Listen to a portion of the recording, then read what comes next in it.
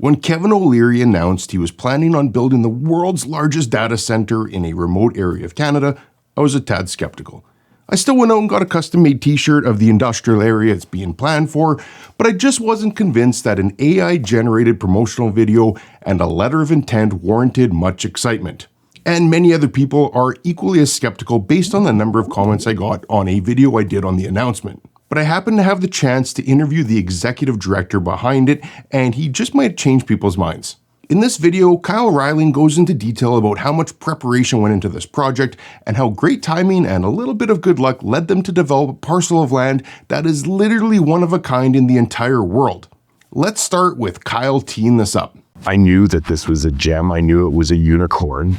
And it was a matter of time before someone moved ahead and really wanted it. Now, did I assume that it would be Kevin O'Leary? No.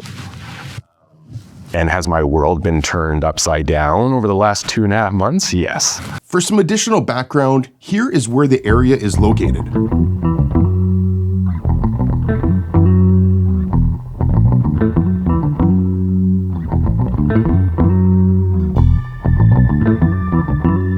This also wasn't a spur-of-the-moment decision, but instead a multi-year project that has involved major stakeholders. This project would not be where it's at. It wouldn't even be there without a committed council for multiple terms that all believed in this, that saw it through, that spent the money when we didn't have the announcements or those announcements were delayed. This region is playing catch up on infrastructure, and that includes a rail system that needs to be brought up to speed. It's currently busy, and I was naive when I first started designing the gig because I didn't see that bigger picture. With data, there is no rail issues.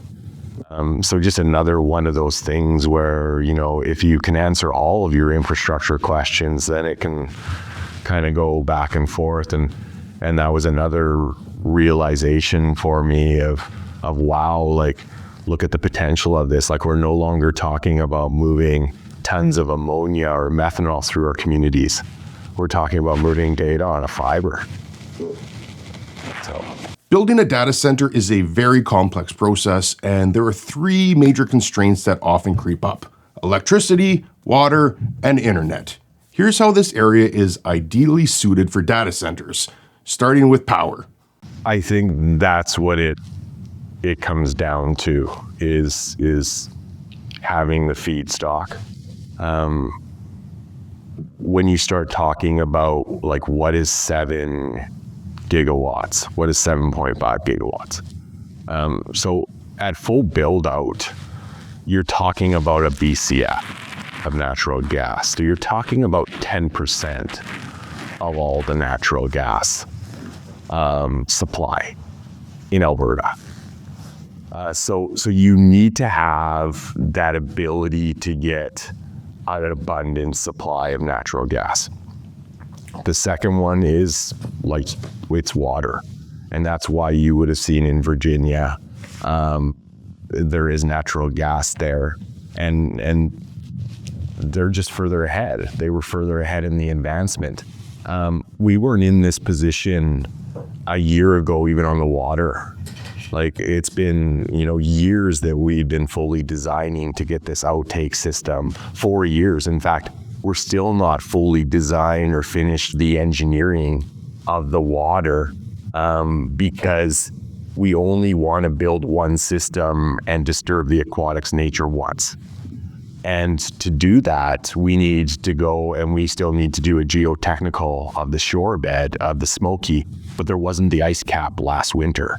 So we're hoping this ice cap in this next month will be there so that we can go do that, the final thing, so that when we come in, we can just go and do the cofferdams quickly and once again not disturb the environment anymore. So it's having, that one there, and the optics was there, and that's not going away. This was always about timing for the development of the gig. Historically, you'll say, well, Canada missed the boat on this and Canada missed the boat on that. That's because the infrastructure wasn't built. It wasn't built to get it to market. I also realized over years about through the heartland and seeing, okay, well, we're on methanol, and wait, now we're on ethanol, and now we're on hydrogen. The things change really quickly, and they're dictated by larger presence than just Canada. You're talking about supply and demand on the world market. So when you start talking about opportunities, you only really have like 2 years to capitalize on that. So like, once again, it was really, really luck that we've advanced it so far to the point of I'm hitting this as ready. And then we go and we meet, Kevin O'Leary and his group. And then they start introducing this, which as I dove further and further in, like, this is the only place on earth that can do something this scale. There is no other place on earth. So when you get to that understanding, you're like, okay, well, let's do this. Next is water. And right now we're on a conditional master water license for 20 million cubes of water, and that equates to 0.2% of the flowing area of the Smoky. We've advanced the full design of the outtake over the last 4 years. We've advanced where the storage is going to go and located on the gig so that during those low periods of the Smoky, we've already pulled that water and we're already storing it. That is a substantial cost, but it's an advancement. So, as it started developing and as I honed in on the area, all these advantages just started coming to the forefront. The gig is 250 meters away from the TC mainline. Well, what did I do? I realized that Alberta's industrial heartland or other areas is about feedstock. So the first thing I did is I acquired a corridor, and that corridor is 150 meters wide, and it goes directly from the gig right into the TC mainline. Over 200 easements and dispositions we registered. It's done now. So then when that company comes in, they have a dedicated corridor. But better than that, you have CNRL there, you have ARC there. So you have the ability to do off agreements with these companies on direct supply. You have midstream companies that are all throughout that area because that's where all your natural gas is produced. And there is real redundancy. Like, these pads are connected. And it's already built in there. So as all of these things started to advance, there's a combination, and technologies advance really fast on the cooling, whether they can be using glycol or even geothermal. They're bringing in now opportunities on the cooling. The water, the large majority is for the electrical production, and that electrical production is all off the grid. Right? So we're not talking about putting it onto a maxed out ATCO current system here. So that water will produce that, and then they will look at a combination of various things. The fact that, for instance, it's minus 25 this morning when I came here, that is wonderful for these data centers. And 7 months of the year, it's kind of below that threshold. So that was another main competitive advantage. But in terms of like the cooling, that does not require large amounts of water.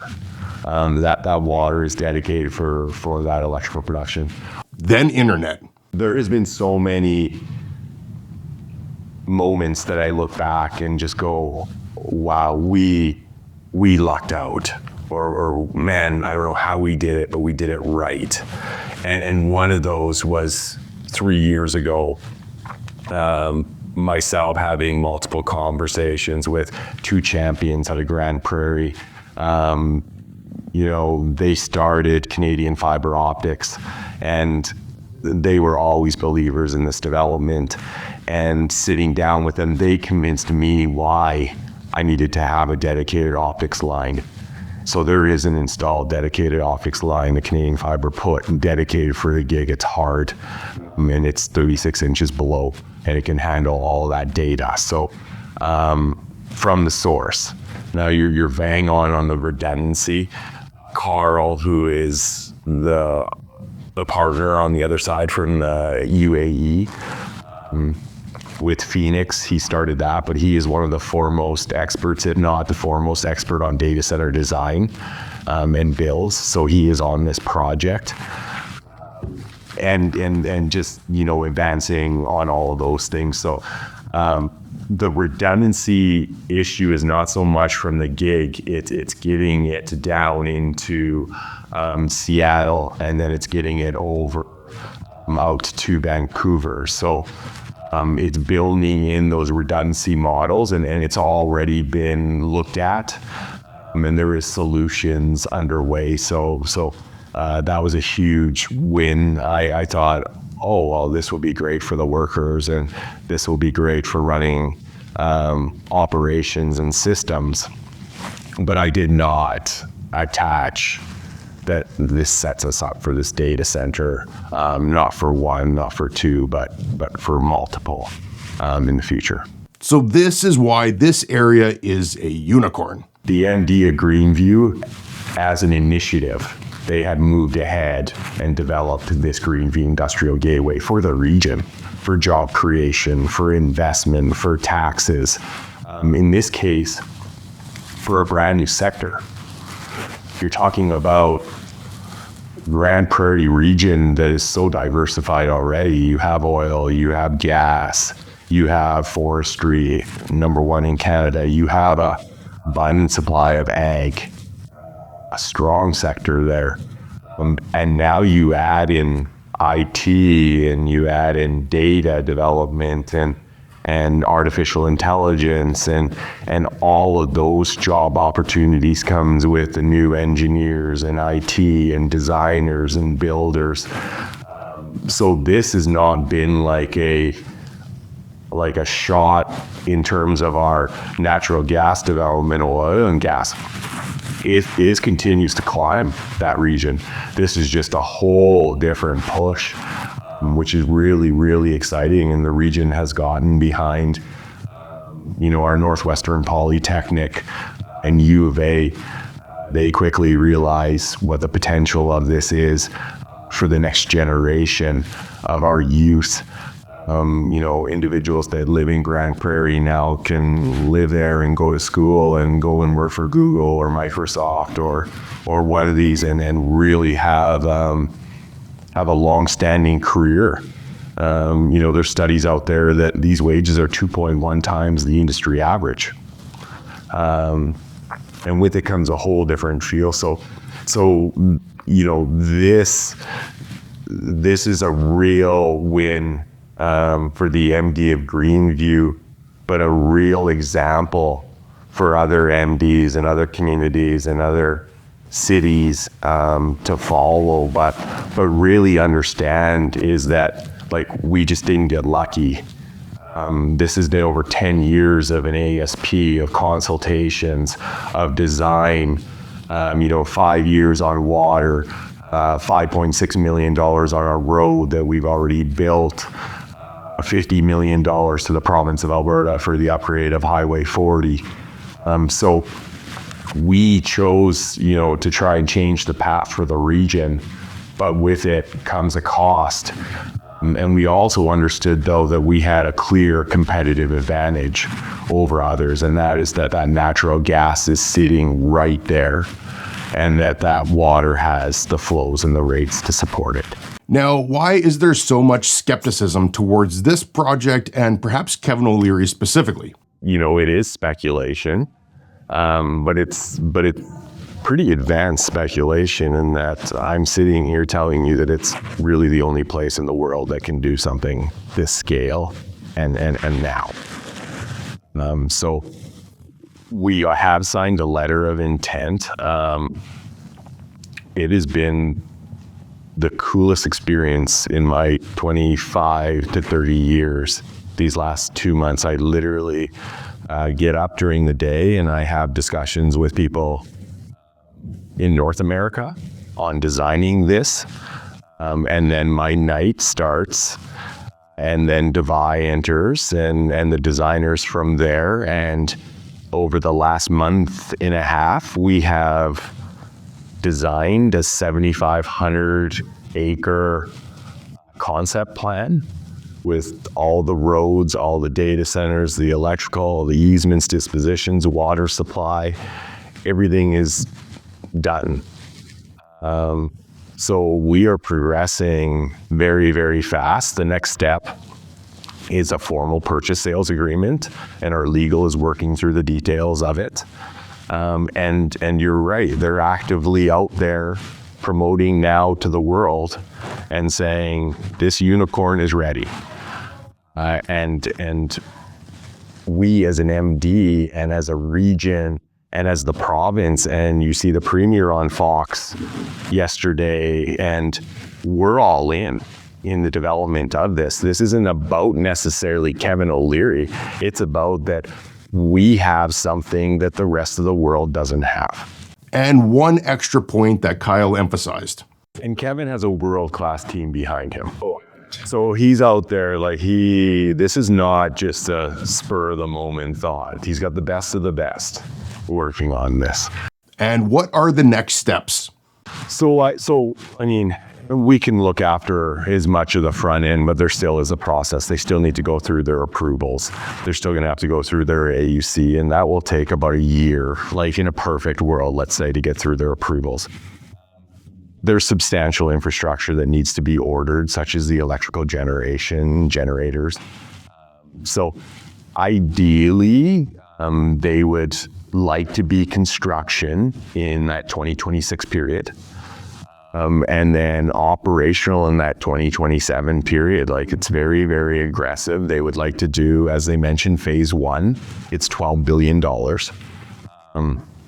It's a big number. But it's built in such that they're going to build a gigawatt or 1.4 gigawatts of electrical generation off the grid. And that off the grid will then build 10 of these data centers. And then once they move forward, then they'll build another 10, and then another, until they get up to the 7 gigawatts. And then that development will occur. So when you start looking at the potential of it, you're talking about taking a construction workforce and just advancing that construction workforce in phases with the development of this. You're completely capitalizing on the synergies, on what they're learning, how they're integrating. We as an MD are in, you're in a pretty envious position that, like, do you think we're going to bring on 4 or 5 of these projects in the gig? No, we're going to bring it on in a coordinated fashion because it's in the benefit of the region. And I've been in 2008 when we couldn't control that, and you overheated the economy. So there's all of, those things. But this is moving faster than I have ever witnessed in 25 years. The communication between every level, and that includes your government, municipal, but that also includes all your businesses, all your natural gas providers. They see the opportunity for diversification here. So it is, yes, he's out promoting, but it's a big ball that's moving forward, and it has a lot of momentum, and it has a lot of support. And it has that momentum and support for a very good reason, that this is an incredible opportunity. You're talking, 3,000 to 5,000 construction workforce for however amount of time. Each one of these data centers, when they're at a full build out, is 100 to 150 full-time employees. Start adding up all those over 30 years. You're now talking $1.5 billion in wages from the development. Not the taxes, not the local spin-offs. You start saying, well, they like redundancy. Okay, well, what does redundancy look like? It means that they're going to have a lot of diesel generators as well sitting there. They're going to be serviced. Well, who's going to service that? Well, that means a whole new company's coming in. So, a development, if and when I believe this goes, this is a long-term play for the region, and just a whole brand new game. And what's cool is I got a free t-shirt after I interviewed Kyle. Just in closing, I love the t-shirts of the last one. I went to work, it made me, and then so I was like, wow, so here is an original, like from 4 years ago, a Greenview Industrial Gateway shirt for you. So it was, produced for one of our events, and I didn't get to it, but I really appreciate your coverage and just the time with you. And just give me 1 second on that note. So I'm rocking my new shirt, and I hope Kevin O'Leary is able to push forward with this project, as it'd be hugely beneficial for the area, for Grand Prairie, and the province as a whole. But after speaking with Kyle, I'm convinced that this area will be home to data centers in the future, whether it's Wonder Valley or some other company that builds it out. I put some more links in the description if you want to dig into this further, such as the area structure plan from 2021 and the websites to the municipal district of Greenview and the Greenview Industrial Gateway itself. Let me know what you think as well. Did this change your mind, or are you still skeptical that there'll be a massive data center campus in this area? I'm out. Oh, there we go.